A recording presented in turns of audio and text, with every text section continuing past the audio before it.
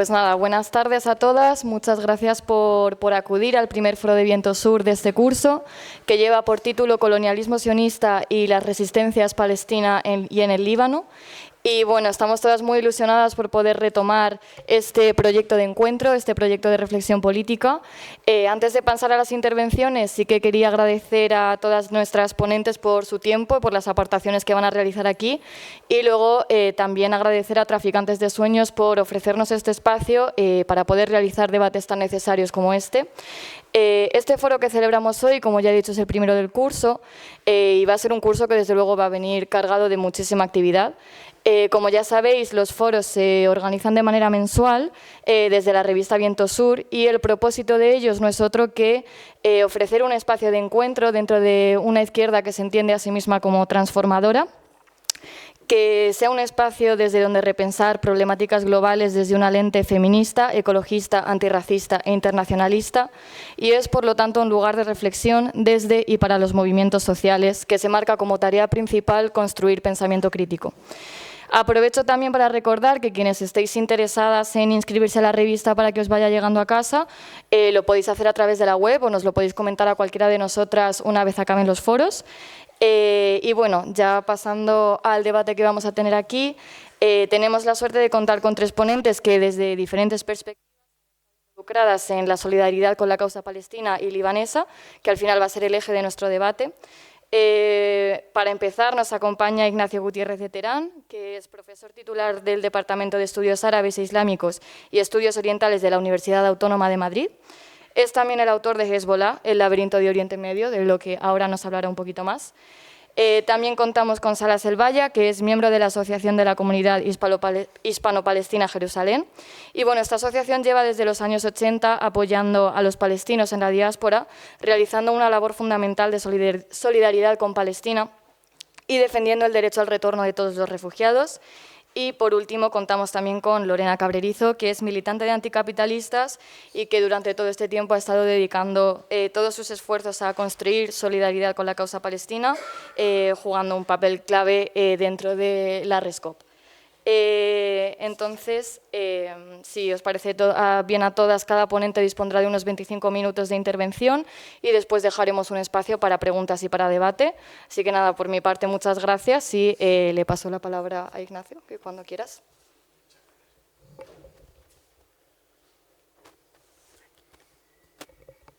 Buenas tardes. En primer lugar, gracias por la invitación y por la oportunidad de poder hablar aquí hoy.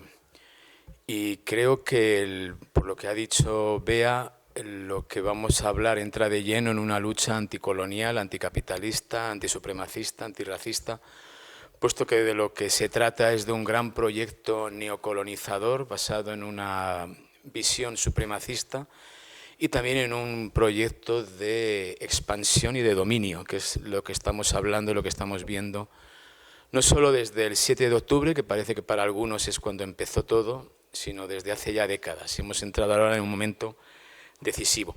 Yo voy a intentar hacer una panorámica muy general de cómo veo la situación en todo Oriente Medio, no solo en los dos países de los que hemos hablado con anterioridad o hemos mencionado, y luego me centraré en Líbano, entre otras razones, porque no es un país que conozco hasta cierto punto. No he vivido en Líbano, he vivido en Siria, pero viajaba constantemente a Líbano.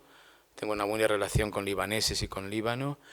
Y como bien ha dicho Bea, hay un libro que se llama Hezbollah, El laberinto de Oriente Medio, en el que intento explicar de una manera más o menos afortunada el nacimiento de Hezbollah y cómo se ha convertido en la fuerza política y militar que soy y, sobre todo, de trasfondo, cuál es el objetivo general de Israel en todo este conflicto. Bien, algunos han venido avisando desde hace ya años que el proyecto sionista entraba a partir de la segunda década del siglo XXI en una nueva etapa. ¿Por qué del siglo XXI? Porque es cuando hay un nuevo gobierno radical en Israel, presidido por quien es ahora hoy la persona que más tiempo lleva gobernando en Israel. Esto es importante desde el punto de vista del concepto sionista del poder. Es el gran dirigente histórico de Israel, por encima de otros como Golda Meir, Ben Gurión, etc. Y eso también ha afectado mucho en la forma de ser de este personaje. pero también porque a partir de 2017, 2018 y 2019 hay una serie de cambios y de circunstancias, sobre todo en el mundo árabe y en la visión que tiene Estados Unidos de su nuevo proyecto de dominación a través de un concepto capitalista y de expansión colonial a través de terceros, en el que aparece una corriente de apoyo directo y de alianza estratégica entre Israel y determinados países árabes. Esto da lugar al inicio de lo que podríamos llamar la consagración de un nuevo proyecto de expansión económica y colonial, que se desarrolla sobre todo a partir de 2020, con una serie de pasos que empiezan por los llamados Acuerdos de Abraham, en el que acaban desembocando en que 3 países firman la paz con Israel. Un cuarto, que es Sudán, dice que lo va a hacer, no lo termina haciendo. Empieza a haber proyectos de desarrollo comercial y de desarrollo empresarial. El gobierno israelí ya habla claramente de su megaproyecto que está en la base, creo que ahora vamos a hablar de ello, de lo que está pasando en Gaza, que es un gran proyecto comercial y económico que uniría lo que es el subcontinente indio con Europa a través de la región del Golfo. Un gran proyecto que incluye vías marítimas, vías terrestres, vías comerciales. A nadie se le escapa, desde el punto de vista estadounidense, que es quien lo promociona, que es una forma de contrarrestar una posible emergencia china en la región. Todo esto está relacionado, por desgracia. Esta gente no piensa en términos humanos, ni en términos de vidas, ni en términos de intereses de las personas, sino piensa únicamente en intereses geoestratégicos, económicos y mercantilistas. Y esta es la gran idea que subyace detrás de toda esta crisis. Y en ese momento, cuando ya se iba a producir esa eclosión, cuando íbamos a tener ese gran Oriente Medio anhelado por israelíes y antes por estadounidenses, porque no olvidemos que los estadounidenses ya incluso en la guerra de 1991 contra Irak, la llamada Segunda Guerra del Golfo, y luego después en la ocupación de Irak de 2003 ya hablaban de un nuevo Oriente Medio. Un nuevo Oriente Medio que iba a tener esa entidad, una estructura controlada militar y económicamente por Estados Unidos y dirigida desde dentro por el gran socio o el gran agente estadounidense en la zona, que es Israel. Esto se junta, este interés neocomercial, capitalista, expansionista, con una nueva corriente de pensamiento refortalecida que aparece dentro del movimiento sionista. El sionismo, y esto también lo sabe mi compañero mejor que yo, es un movimiento que tiene una justificación religiosa, pero que curiosamente ha sido siempre dirigida por personajes laicos y seculares, sobre todo que proceden del centro de Europa. El sionismo es ante todo un movimiento europeo central con una base ideológica alemana germánica, esto hay que decirlo porque luego la gente se lleva a confusión. Los grandes promotores efectivos del sionismo han sido por un lado eslavos de la zona antigua Unión Soviética, pero sobre todo los grandes ideólogos, los grandes banqueros, los grandes promotores, los grandes personajes que han acuñado la idea del sionismo procedían de Alemania, de Gran Bretaña y del centro de Europa, es decir, personajes muy vinculados con la inteligencia económica, política y social europea. No solo es que fuesen askenazis, suele decirse que en Israel hay askenazis, hay sefardíes, hay ahora también población de origen etíope, es que la ideología está centrada en este concepto de supremacía racial. Luego, no es solo una idea que proviene de un programa, por así decirlo, neojudío o sionista, sino también que tiene una base europea. Por eso solemos decir que el sionismo es un programa ante todo de supremacismo europeo con una cobertura religiosa. Bien, todos estos personajes utilizaban la justificación religiosa como argumento para movilizar, para justificar y para hallar un motivo central a su causa, que no es otra que llegar a un territorio que supuestamente una divinidad les concedió, hay un libro sagrado que lo dice, ellos tienen derecho a estar ahí. Pero estas personas eran básicamente seculares en su forma de actuar, ni cumplían los ritos que impone la religión hebrea, ni se creían a pies juntillas lo que dice la Biblia, ni pensaban que en la Torá lo que se dice tiene que ir directamente a la sinagoga y se debe cumplir. Era una excusa para llevar a cabo este plan. Y si ustedes van a la historia de Israel en los años 50, 60, 70, se encontrarán a los dirigentes clásicos israelíes que vivían, pensaban como los europeos. Si ustedes van a Israel ahora mismo, verán como buena parte de la sociedad vive exactamente como en muchas ciudades estadounidenses. Visten de la misma manera, se comportan de la misma manera, tienen incluso una mentalidad parecida a su reflejo. Hoy en día, que es Estados Unidos, como fue en su momento las sociedades centroeuropeas. ¿Qué es lo que ha ocurrido de un tiempo a esta parte? Que debido sobre todo a cuestiones demográficas, cuestiones culturales y también cuestiones económicas, ha ascendido una nueva corriente sionista religiosa pura, que ya no se considera secular en ningún sentido, sino que aplica directa y tajantemente las normas que ellos piensan que están en sus libros sagrados. Si ustedes hablan con colonos, con representantes de colonos, les van a decir con toda la sinceridad del mundo, sin ningún tapujo, que nuestro gran objetivo es el gran Israel. Y tenemos derecho a las tierras, no solo que estamos ocupando ahora, Cisjordania en primer lugar, que es la clave también, o una de las claves, mejor dicho, de lo que está pasando en Gaza, no solo va de Gaza, va mucho más de Cisjordania. Eso hay que tenerlo muy en cuenta, donde está la clave del movimiento de asentamientos ahora. Pero también tenemos derecho sobre la ribera oriental del río Jordán, lo que está en Jordania ahora mismo, y tenemos derecho sobre la península del Sinaí. Tenemos derecho también sobre las zonas adyacentes de Siria. No sé si lo sabrán, han ocupado 1 kilómetro, 2 kilómetros dentro de territorio sirio, adyacente al Golán, por razones defensivas. Ya sabemos cómo empieza todo esto, una razón defensiva, y luego más o menos se va avanzando y se va ocupando más territorio. Todo esto está en el imaginario, en el ideario de una serie de personajes que además han llegado al poder y dicen esto todos los días. No ya solo desde ámbitos más o menos oficiales, sino desde la jefatura de determinados ministerios.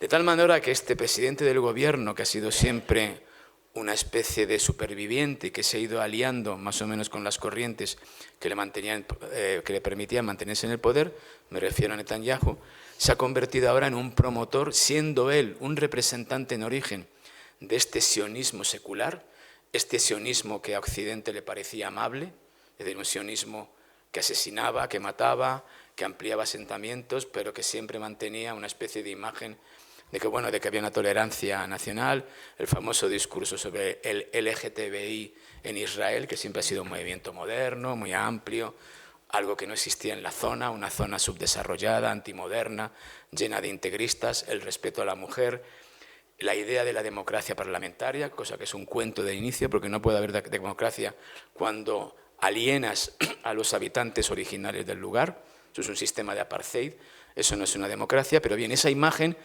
que en Occidente, sobre todo en Estados Unidos y en los países europeos aliados, siempre han intentado mantener.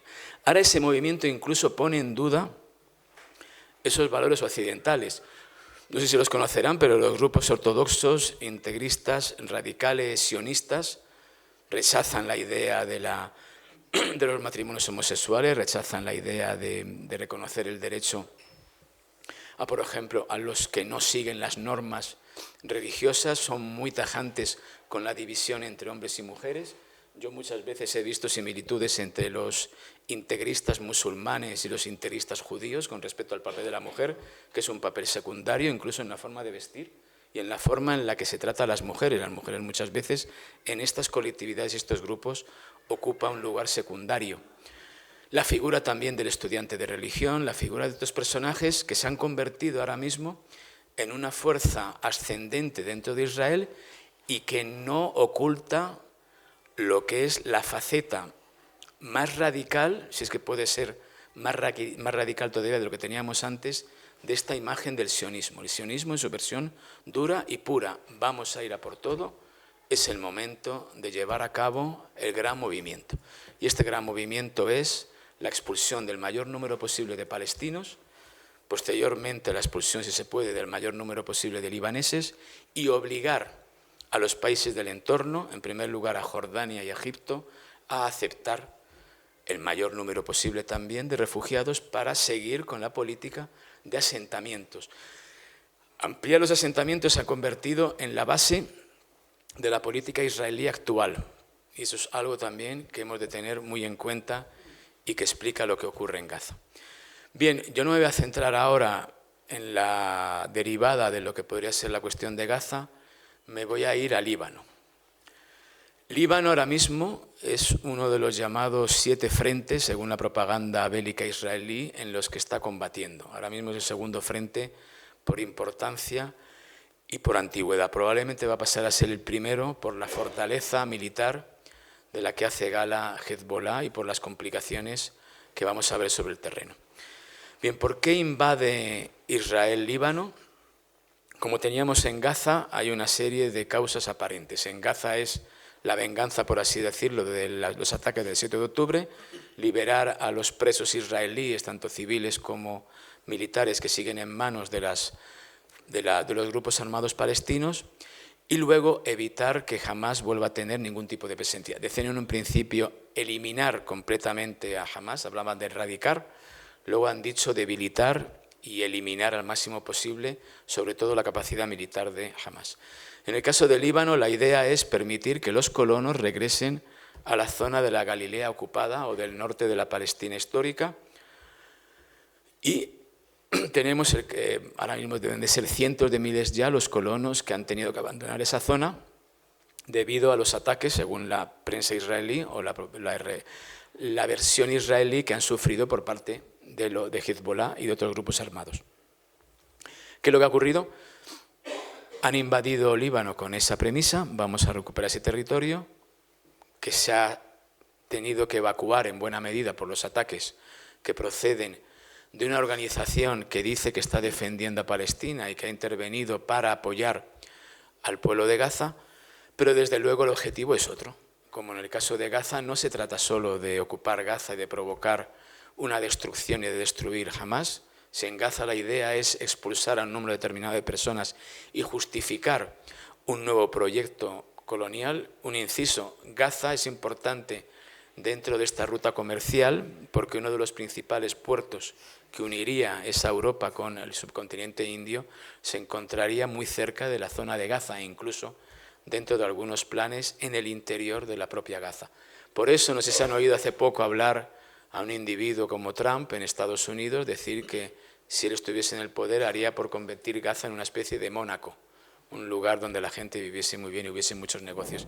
Esa es la idea que subyace detrás de toda esta masacre y de toda esta tragedia.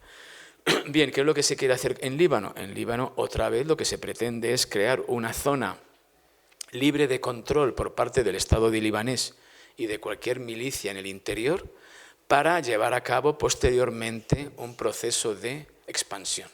En Líbano hay una línea roja geográfica de la que siempre se está hablando, que es el río Litani. El río Litani marca siempre el principio y el fin de las invasiones israelíes. Recordemos que Israel ha invadido con esta 4 veces ya Líbano, en 1978, en el 82, en 2006 y ahora en 2024.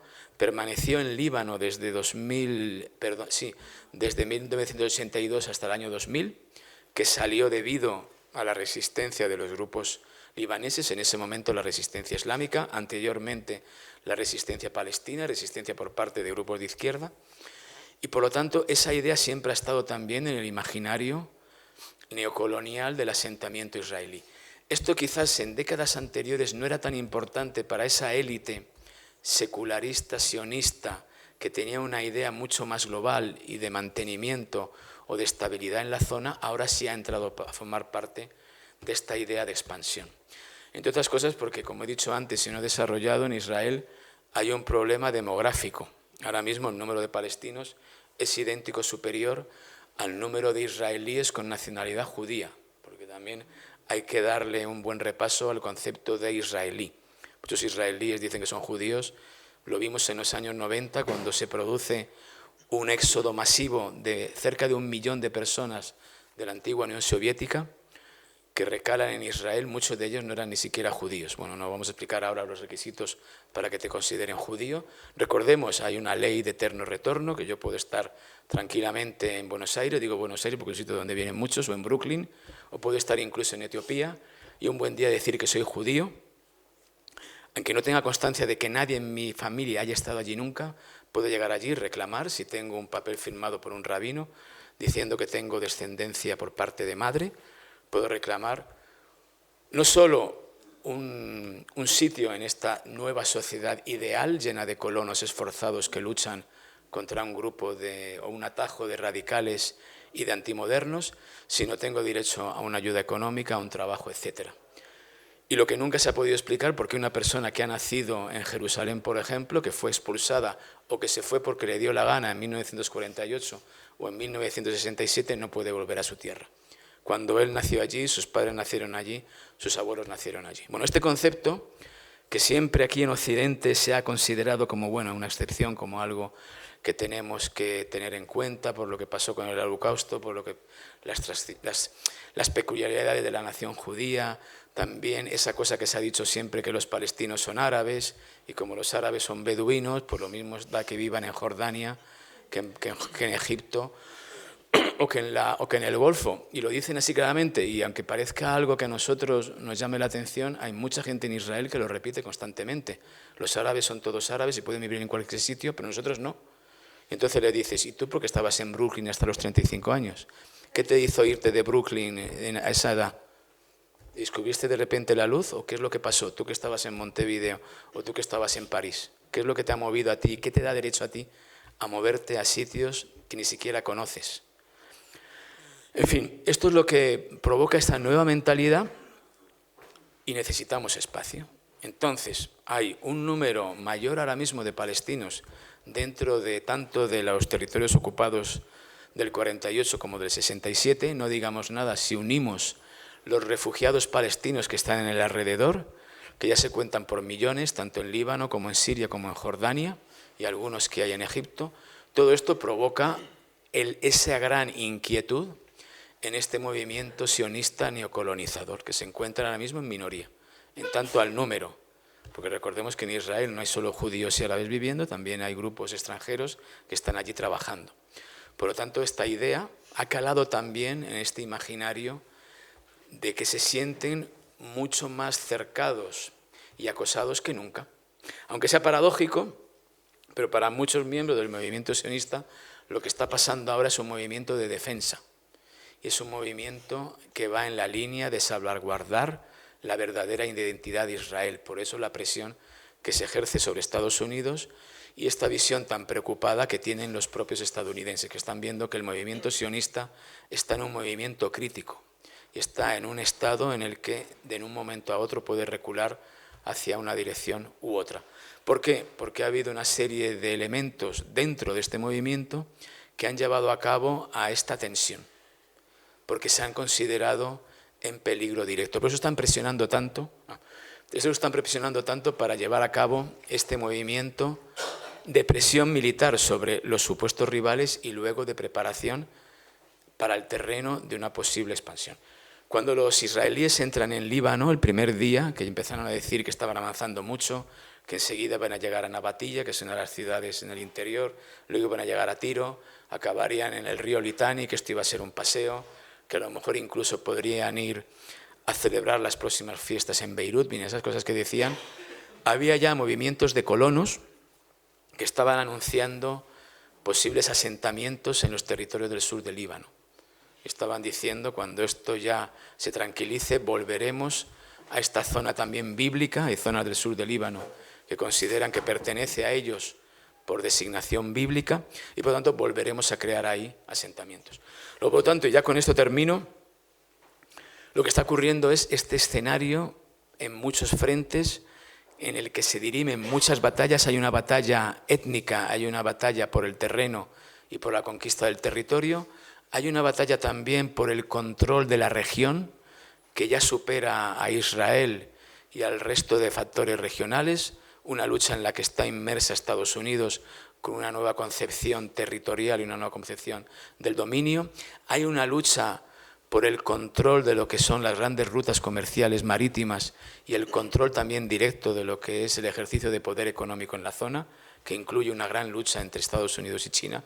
Y hay sobre todo un conflicto entre lo que es un proyecto supremacista, colonialista y eminentemente racista, antihumano, que es el representado por el régimen de Tel Aviv y quien los apoya, y otro concepto que yo creo que está representado por buena parte de la población mundial, pero como no pintamos casi nada, pues aquí estamos un año después asistiendo a matanzas y una guerra criminal. Estamos viendo lo que está ocurriendo ahora mismo en el norte de Gaza, que ya sí que huele a una limpieza étnica en toda línea. Digo ya sí, porque antes alguien lo dudaba. Estamos viendo ya cómo se está produciendo ya una expulsión directa de ciudadanos del norte de Gaza con objetivos que van más allá de depurar a una supuesta facción armada que ha hecho algo contra Israel. Por lo tanto, es una batalla en ese frente. Siempre pienso que estamos en el bando que menos efectividad puede ejercer. Esto es una lucha de intereses geoestratégicos. Hay una gran potencia que apoya a esta gentuza.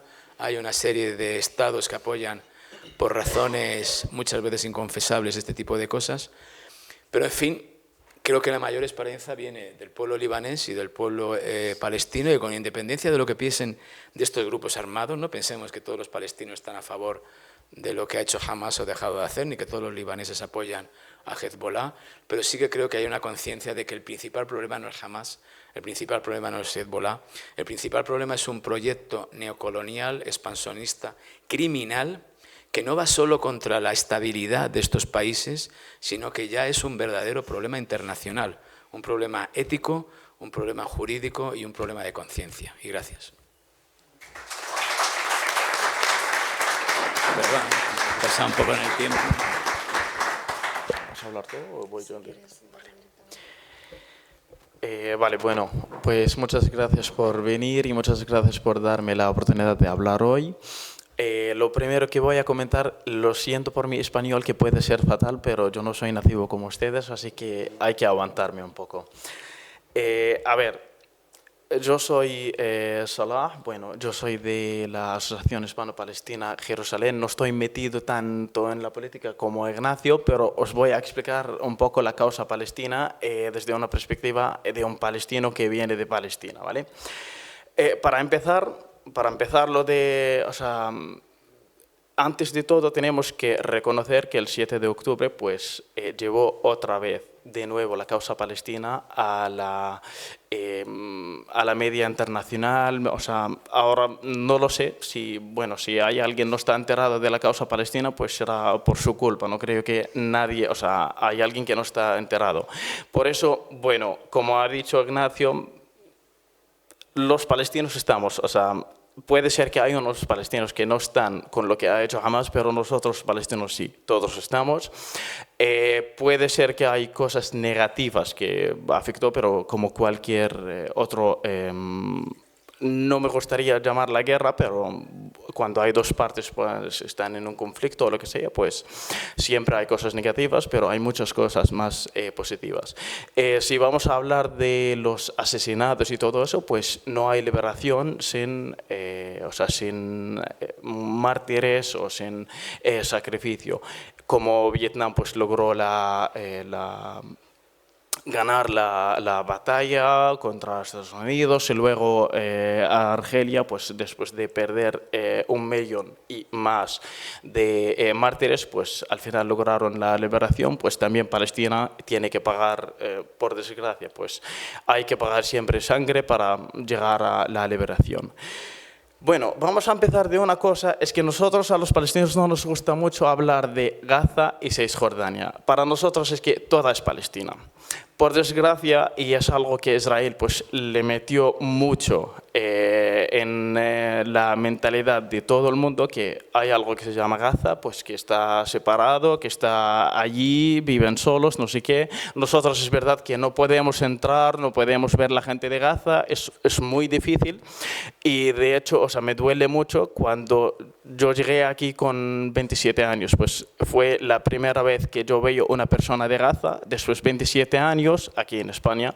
Eso nos duele mucho, pero es que al final seguimos todos palestinos y no nos gustaría hablar de Cisjordania o Gaza.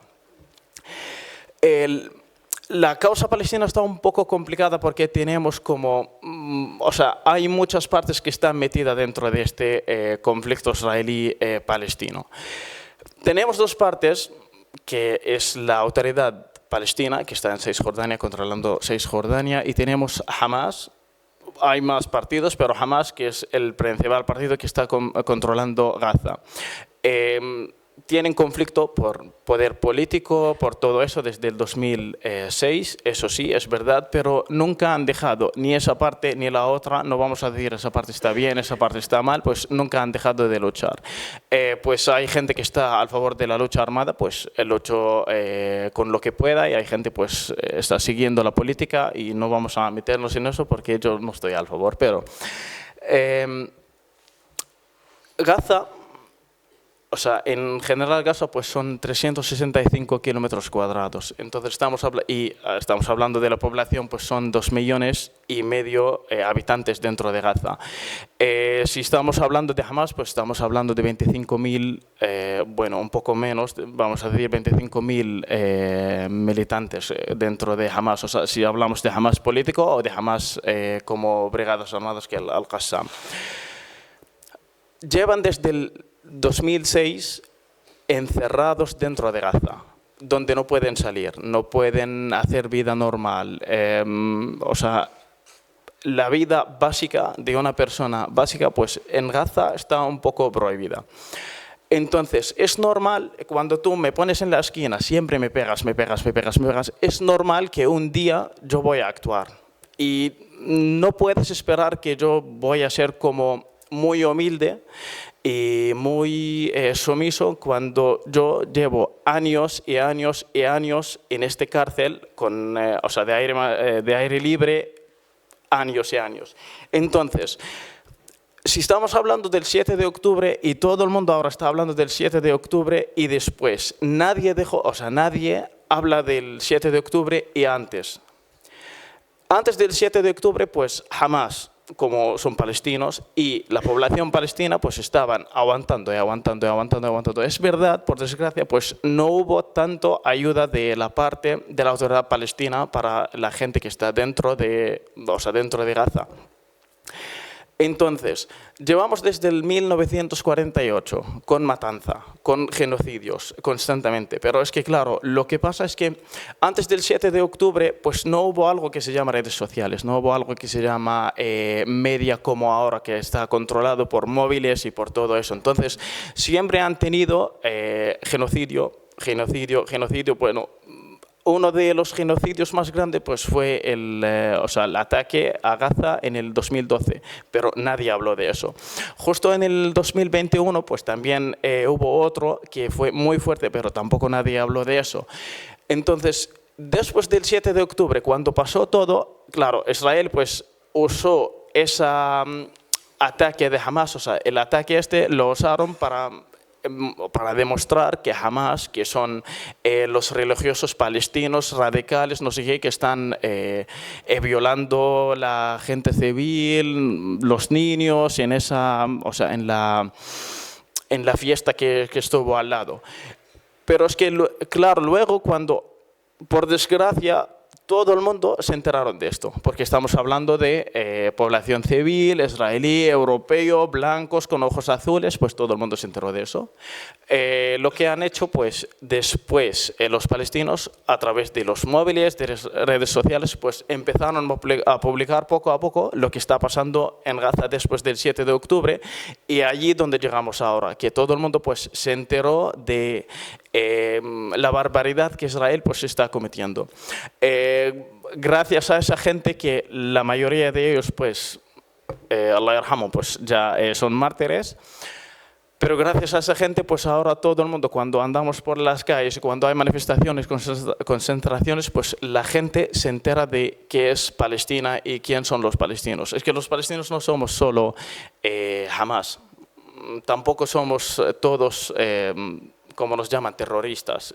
Tampoco somos militantes que estamos andando todos los días con armas matando por aquí y por allí. O sea, la gente tenía como otra idea de quién son los palestinos y cómo son los palestinos. Y como ha dicho Ignacio, pues la gente antes pensaba que los palestinos, como todos los árabes, somos beduinos que estamos en el desierto y ya.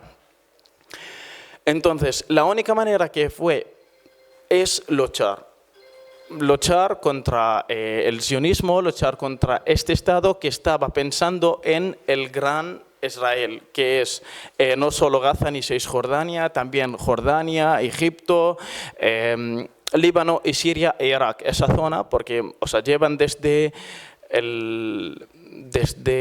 Oslo, o sea, desde el 93, pues hablando de esa idea de Gran Israel, pero es que nadie creyó a los líderes palestinos, empezando por Yasser Arafat, hablando de esa idea, porque todo el mundo le llamaron en aquel tiempo, pues, loco. Pero es que poco a poco es lo que está pasando. Si llegamos a una parte que es Cisjordania, en Cisjordania, por desgracia, pues, después del acuerdo de Oslo, vamos a decir, la autoridad palestina pues, perdió un gran poder porque aceptaron. Sí, o sea, hay un conflicto. Gente dice, pues, por querer o gente dice sin querer, pero da igual. O sea, llegamos a un punto que la autoridad palestina pues perdió el 60% de la población palestina que está, está ubicada en una zona que se llama zona C, donde está, que son, vamos a decir, zonas palestinas, pero no están debajo del control de la autoridad palestina.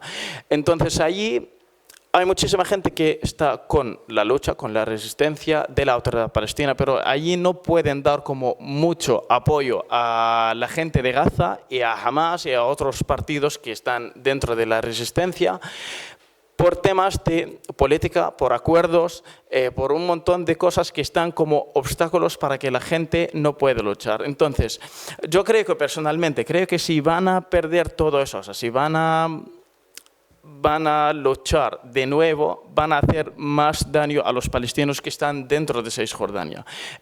Los palestinos que estamos dentro de Cisjordania, o sea, yo vengo de Cisjordania, entonces la gente que estamos dentro de Cisjordania, pues todo el mundo piensa que podemos viajar, podemos salir, podemos entrar, entonces es un poco vida relajada, pero es que lo que pasa allí, como es verdad que no hay bombardeo, bueno, porque vivimos en unas zonas que están muy cerca de los colonos israelíes, pero es que allí hay algo que es disparar, o sea, mientras estás andando por la calle, pues alguien viene, te dispara y ya está. Tú no puedes defenderte. Por ejemplo, yo he sido preso político en la cárcel israelí.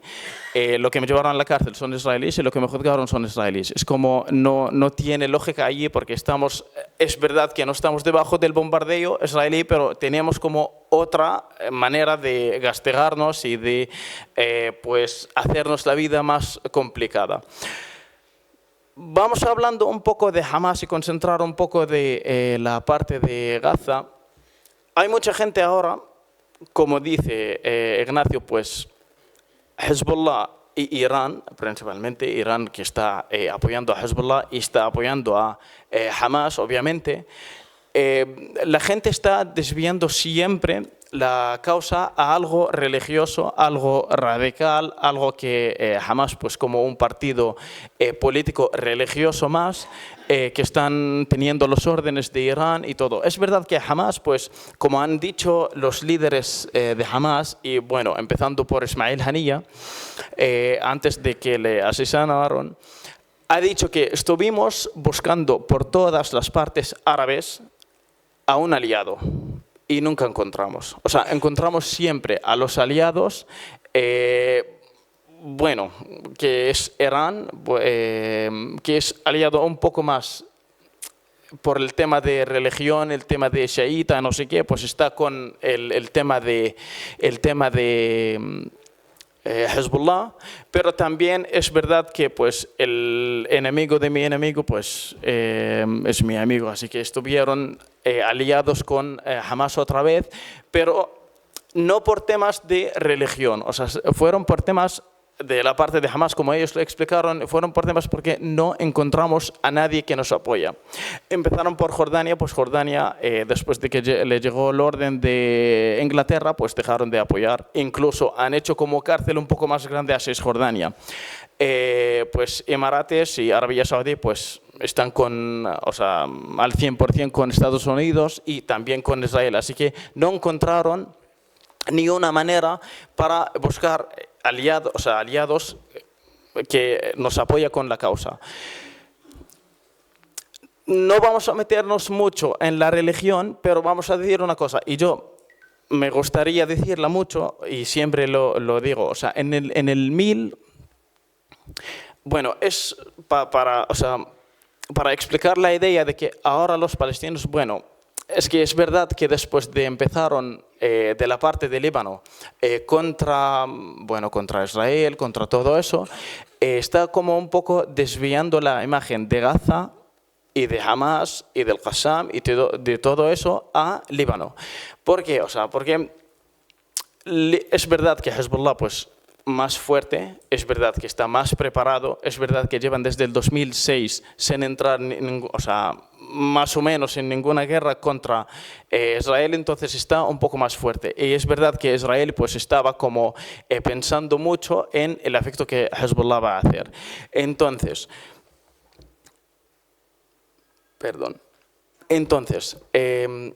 a los palestinos, pues ahora lo que me siento como un palestino, cuando hablo con mi familia, cuando hablo con mis amigos, pues me siento que la imagen, el media, la idea de los palestinos, pues la gente está poco a poco acostumbrando a la matanza de los palestinos. Antes, cuando asesinaron a 5 personas, pues salía por todas partes. En los últimos 3 días, hasta el día de hoy, asesinaron más de 800 personas, pero nadie se enteró de eso. La media ya no está hablando. Es verdad que todas las vidas,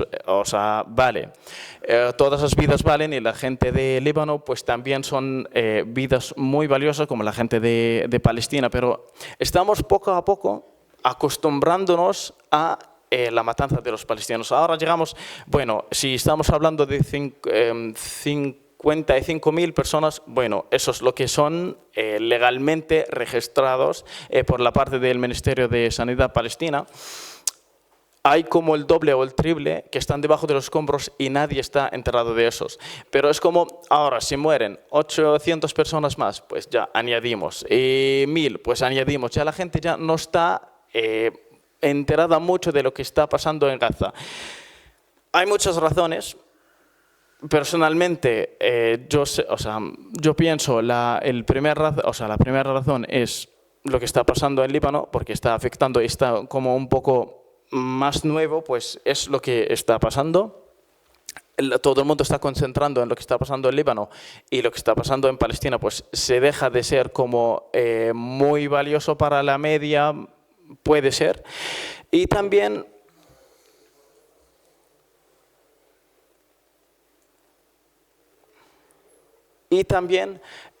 lo que no va a permitir Israel hacer es dejarlo en la media, en la tele, porque ellos lo que controlan eso. Nosotros, a través de social media y todo eso, pues casi han asesinado todos lo que son, lo que afectan, lo que son con muchos seguidores, o salían de Palestina, o salían de Gaza, o le han matado. Entonces, poco a poco está la causa palestina dejando de ser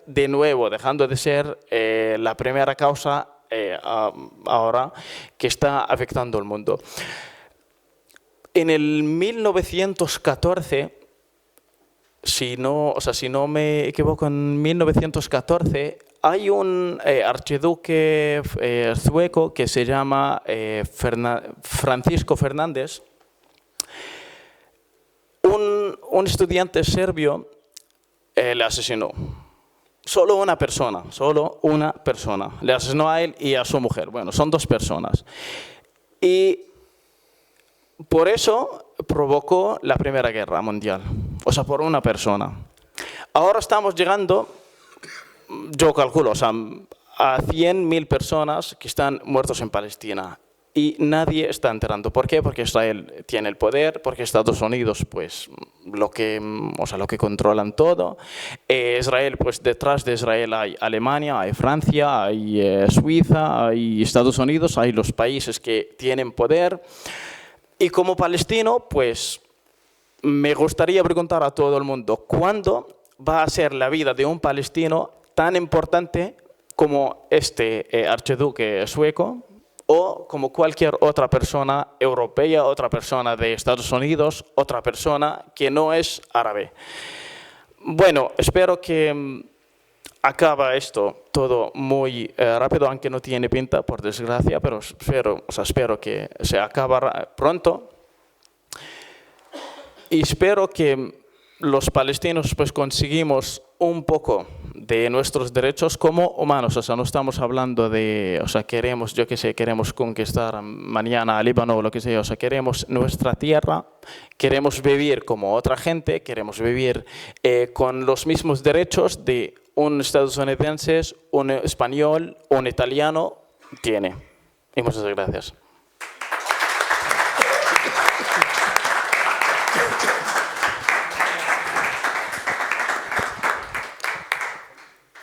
Gracias, buenas tardes a todas. Gracias por estar aquí. Esta mañana amanecía muy lluvioso y temíamos que se empañara un poco la asistencia, pero el tema que estamos tratando esta tarde es lo suficientemente importante, ¿no?, como para que sigamos fomentando estos espacios de debate y de reflexión que de alguna forma también ayuden un poco al movimiento de solidaridad, ¿no? Movimiento en el que, bueno, como parte de Anticapitalistas, yo he venido participando. Gracias, Bea, por la generosa presentación. Y bueno, agradecer también, por supuesto, a Traficantes por seguir albergando este espacio. Bueno, mi intervención, después de los análisis lúcidos de mis compañeros de mesa, va a ir un poco intentando contribuir, hacer frente a un contexto ideológico, ¿no?, que de alguna manera está limitando la capacidad del propio movimiento de solidaridad, ¿no? Es decir, para que seamos capaces también desde el movimiento para oponernos, para ayudar a superar el discurso dominante, imperialista y colonial que sin duda está incrustado, ¿no?, en nuestras sociedades del centro capitalista, ¿no? Y bueno, intentar también a su vez que esto nos permita dar el salto, ¿no?, de esa movilización solidaria a una acción política realmente que sirva mejor a la causa palestina. Entonces voy a intentar hacer como dos partes, plantear como tres perspectivas o enfoques de las cuales nos sirvan para ampliar también ese conocimiento sobre la realidad palestina y cambiar esa percepción social sobre el conflicto. Ya adelantaban mis compis parte de las cuestiones que voy a mencionar. Y luego un breve análisis del movimiento desde el 7 de octubre del año pasado y también un poco cómo dar alguna pincelada de cómo afrontar el reto que decía de darle forma política a la solidaridad, ¿no? Entonces, bueno, antes de comenzar también no quiero dejar de decir como tres evidencias, ¿no?, de cara también un poco a dimensionar el papel de la resistencia, en este caso, con mis respetos al pueblo libanés, del cual pues tengo menos conocimiento, el papel de la resistencia palestina, ¿no? Son evidencias, pero yo creo que a veces las evidencias hay que señalarlas. Desde 1897 han pasado 130 años que se celebró el Congreso Sionista en Basilea y 70 años desde 1948, que fue la fecha de creación del Estado de Israel. Desde entonces, que se suponía que el pueblo palestino ya no podía contar con ningún tipo de presencia nacional y en su lugar, por tanto, debía alzarse el Estado judío, libre de cualquier oposición de la sociedad autóctona, a pesar también de que todos estos años que han pasado, más de un siglo, a pesar del poderío militar y nuclear de Israel, alimentado principalmente por Estados Unidos, pero no solo. Hay cifras que hablan de que desde 1948 a 2023 Israel ha recibido una ayuda de Estados Unidos de más de 120.000 millones de dólares en armamento. A pesar de que en los últimos años, creo que lo apuntaba Ignacio, el acaparamiento de tierras ha superado con creces el de décadas anteriores, y a pesar de que en un año de genocidio Israel ha asesinado al 10% de la población palestina y ha destruido en proporción al territorio más infraestructuras civiles que en guerras como la de Siria o la de Ucrania, a pesar de todo esto, Israel no ha podido decretar el triunfo del sionismo ni culminar así su proyecto colonial, basado en la ocupación, en la acumulación de la riqueza por desposesión, tanto material como en términos de derechos, y en última instancia en la suplantación completa de la población originaria del país. Por eso creo que es justo señalar que la resistencia del pueblo palestino, en cualquiera de las formas que haya ido adoptando o se manifieste a lo largo de este siglo, ya sea armada, ya sea más pacífica, ya sea el movimiento BDS, ya sea la resistencia que hubo con la primera intifada, ¿no?, que fueron formas muy creativas también de resistencia pacífica. En cualquiera de estas formas, la resistencia de los palestinos, su perseverancia y su constante desafío a las invasiones de Israel, se puede decir que es uno de los fenómenos más sorprendentes de la época actual. Bueno, dicho esto, entro como en la primera parte que quería un poco compartir, que son esas tres perspectivas desde las cuales poder un poco hacer frente a ese contexto ideológico que como que nos frena un poco, nos resta capacidad para ampliar el movimiento. Una que sería la naturaleza colonial del conflicto, otra que sería el desequilibrio de poder y la tercera la desigualdad. En cuanto a la primera de estas perspectivas, que sería un poco establecer esa verdadera naturaleza colonial del conflicto para evitar, que lo decían también antes, caer en paralelismos con guerras civilizatorias o de religión, ¿no? Porque, claro, la intención del colonialismo israelí es básicamente eliminar tanto la estructura productiva del pueblo palestino como a los propios palestinos. Perdona que hable en masculino, intentaré combinarlo con el femenino, pero bueno, en todo caso, no es un colonialismo que evidentemente pretenda explotar a la población autóctona como mano de obra, ¿no?, como en otro tipo de colonialismos.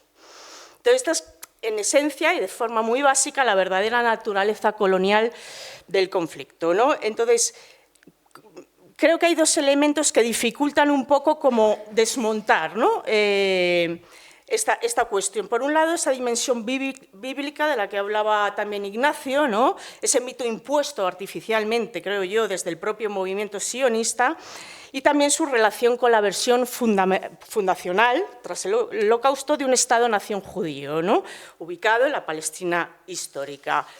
Bueno, no es fácil un poco desmontarlo porque en Estados Unidos, por un lado, hay una cierta afectación a lo religioso, ¿no? Hay que señalar que creo que más del 50% en Estados Unidos profesan una religión del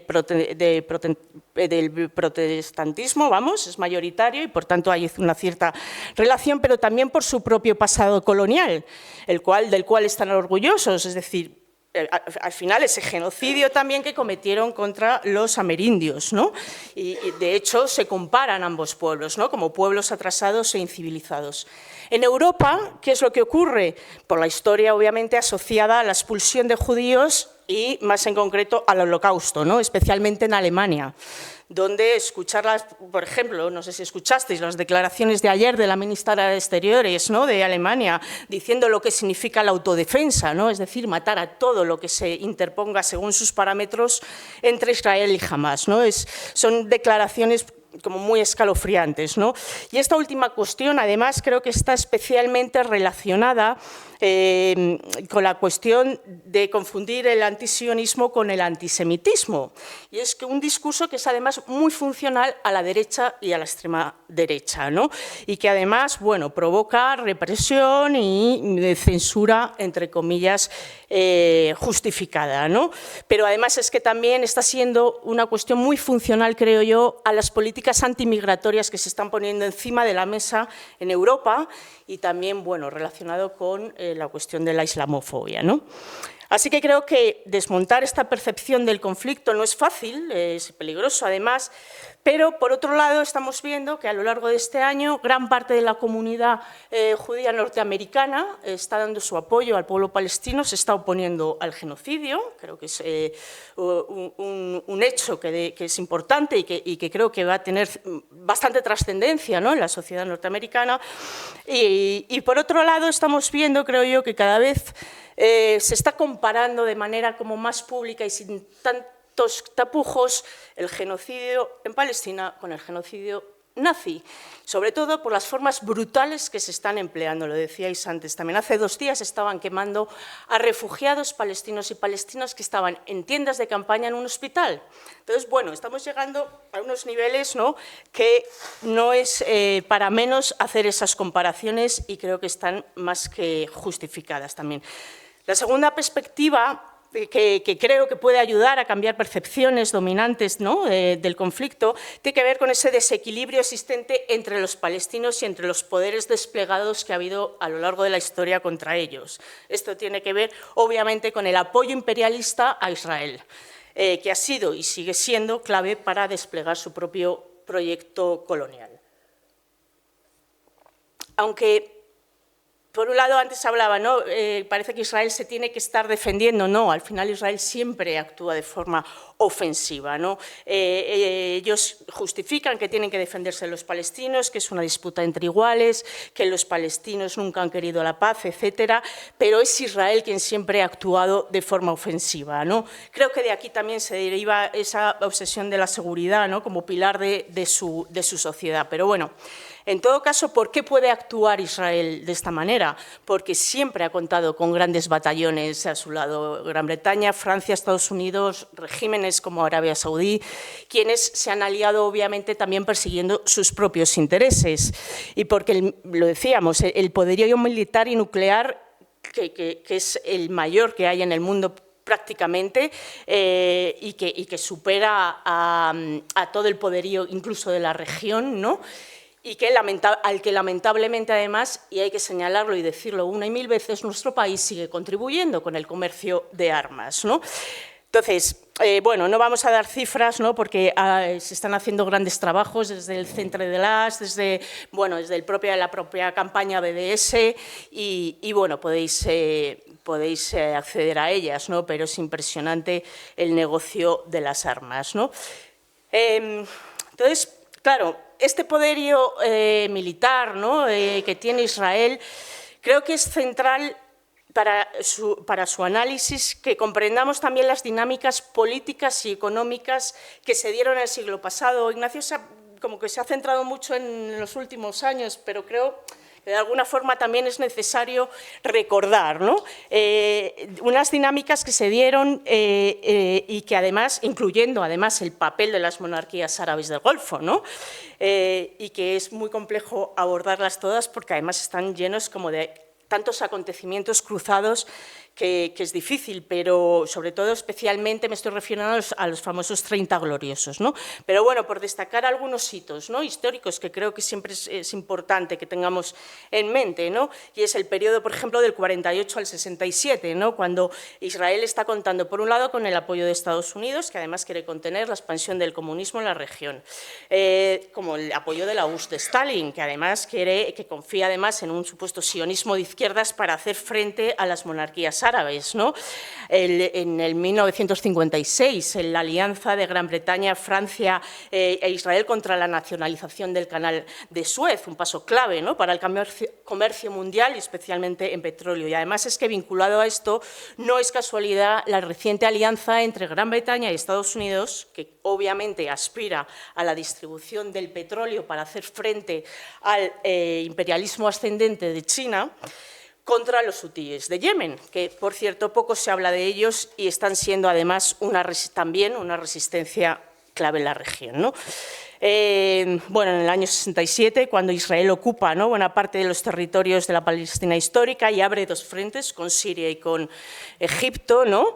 Luego, obviamente, bueno, pues en décadas posteriores se pacifica, estos dos proyectos se rompen y, bueno, de alguna forma se reinicia un proceso de pacificación que bueno, pues dura bastantes años, hasta llegar, bueno, también a la guerra de Irak, Siria, las revoluciones árabes, bueno, por hacer grosso modo un repaso de algunos acontecimientos que están relacionados y que explican también el dominio de Israel, ¿no?, y apoyado siempre, como insisto en esto, por el imperialismo occidental, ¿no?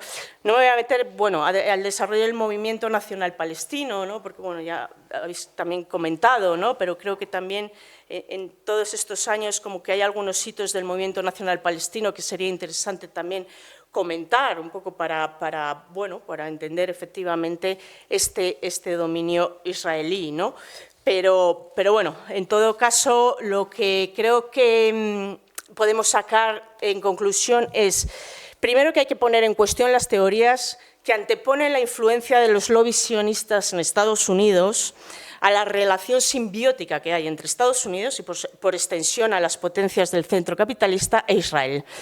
Porque los primeros necesitan del apoyo de Israel para consolidar su influencia en la región e Israel, a su vez, necesita el apoyo imperial para llevar a cabo su proyecto colonial.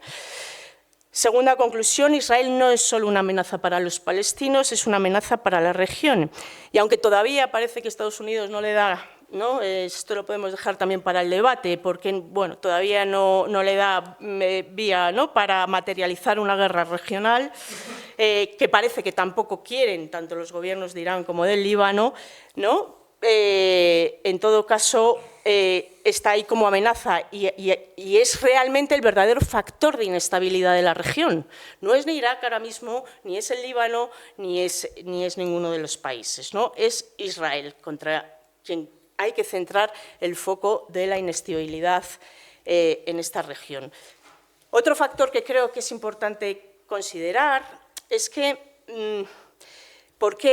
cuando nos preguntamos por qué, yo me he preguntado muchas veces, por qué el resto de, no sé, como de los países de la región, los países árabes, ¿no?, nos están como dando un apoyo tan más claro, ¿no?, a la resistencia palestina. Bueno, pues al final parece que, lógicamente, lo que tienen es miedo a la reacción de sus propias poblaciones, ¿no?, por miedo a que sean también críticos con sus propios gobiernos y que no solo llamen a la libertad de los palestinos y las palestinas, sino a la libertad propia, como ya pasó o intentó pasar en las revueltas árabes de 2011 y que fueron, bueno, pues aplastadas, ¿no? Así que creo que, lógicamente, como internacionalistas, ¿no?, hay que defender el derecho a la resistencia del pueblo palestino y también del pueblo libanés, que no solo ha tenido que luchar contra el colonialismo de Israel, sino también contra el imperialismo occidental y apoyar, aunque críticamente y con independencia política, tanto a Hamás como a Hezbollah. Y, por supuesto, seguir presionando a nuestros propios gobiernos para que detengan cualquier relación con Israel. En cuanto al tercer y última perspectiva que quería comentar, es la de la igualdad de derechos, ¿no? Yo creo que tanto humanos, civiles, políticos como nacionales. Esta desigualdad de derechos que existe en el territorio de Israel es fundamental también para entender cómo ha sido posible la escalada de la colonización de Israel, ¿no? Y es importante destacarlo no solo porque la desigualdad representa un anatema en nuestras sociedades supuestamente democráticas, ¿no? De hecho, creo que el apoyo al genocidio que estamos viendo por parte de nuestras gobiernos, en este caso, es una expresión más de la crisis de valores humanistas que se vive en Occidente, ¿no? Pero no solo por eso, sino porque la igualdad de derechos es clave para lograr una resolución justa y duradera para el pueblo palestino. Me gustaría aquí, además, recordar un hecho que, si no me equivoco, fue en 2018, que fue la aprobación en el Parlamento israelí de la Ley Fundamental de Israel como Estado-Nación del pueblo judío, o llamada Ley de Nacionalidad. Una ley que, además, bueno, ahí no hay Constitución, pero tiene un rango similar al constitucional y absolutamente de naturaleza supremacista, ¿no? Que institucionalizaba la desigualdad jurídica al arrogar el derecho de autodeterminación nacional exclusivamente al pueblo judío. Entonces, eso supuso, a mi entender, una institucionalización de algo que ya se venía, ¿no?, practicando, pero también una provocación más al derecho internacional, que, por cierto, como estamos viendo, ha perdido toda capacidad para poner fin al genocidio. Cuestión no menor en una coyuntura en la que el aumento del militarismo en el centro capitalista es evidente y en el que la guerra, de alguna forma, se está instalando como el mecanismo que emplea el capitalismo para superar sus crisis, ¿eh? No ahondaré más en esta perspectiva para pasar un poco al análisis del movimiento en este último año, pero sí quería acabar esta parte con una reflexión que me parece importante, ¿no? Para nuestras sociedades,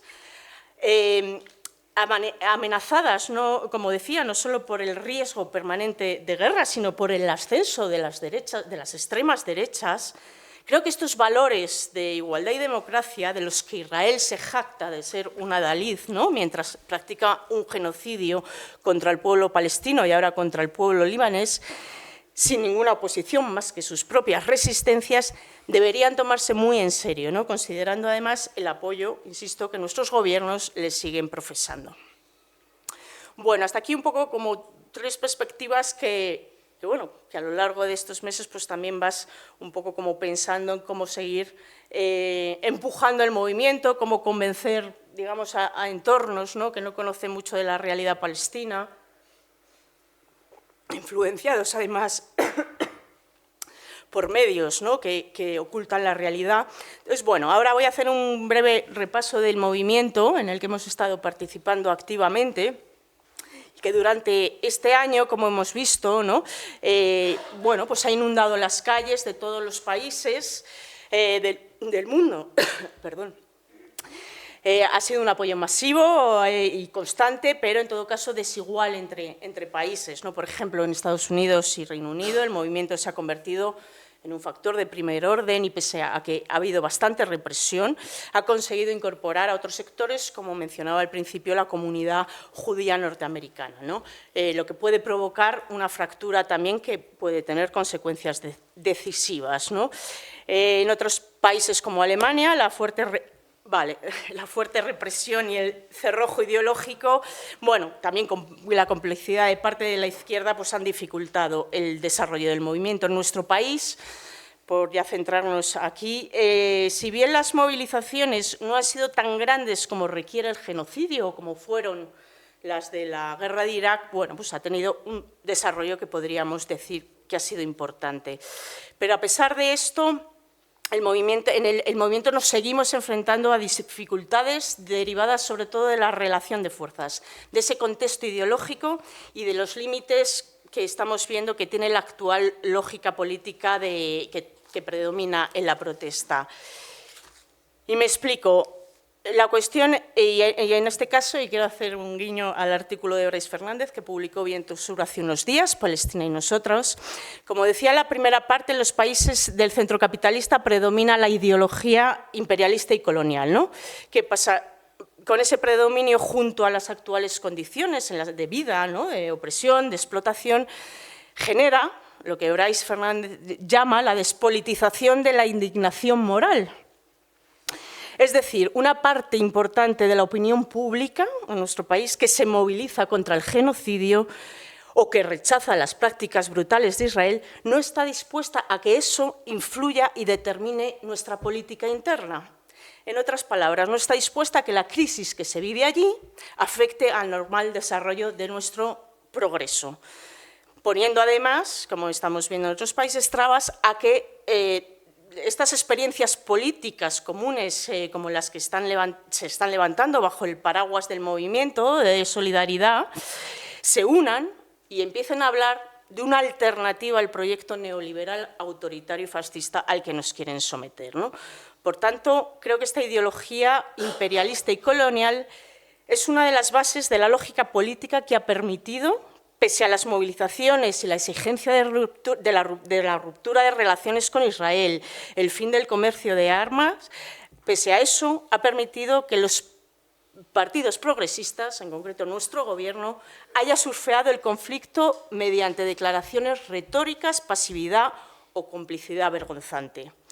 Por su parte, la izquierda institucional y algunas de sus extensiones de la sociedad civil también se sienten cómodas con esta lógica, hay que decirlo, pues permite, por un lado, una vía de escape a la indignación moral, pero sin asumir ninguna responsabilidad, porque no ha habido ni bloqueo de leyes, ni se ha condicionado la continuidad del Gobierno a romper relaciones con Israel y a dejar de comerciar armas con ellos. En definitiva, no ha habido ningún movimiento que contribuya realmente a frenar el genocidio.